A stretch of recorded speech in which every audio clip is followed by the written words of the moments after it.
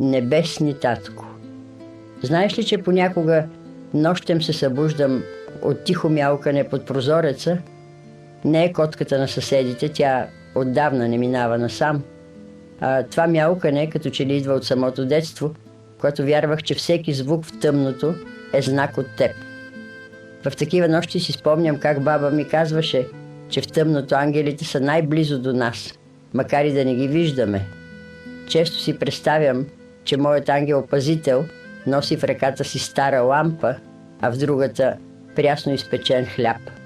Знам, че тишината плаши и самотата понякога тежи, но този малък звук ми напомня, че не съм сама, дори когато всички лампи угаснат.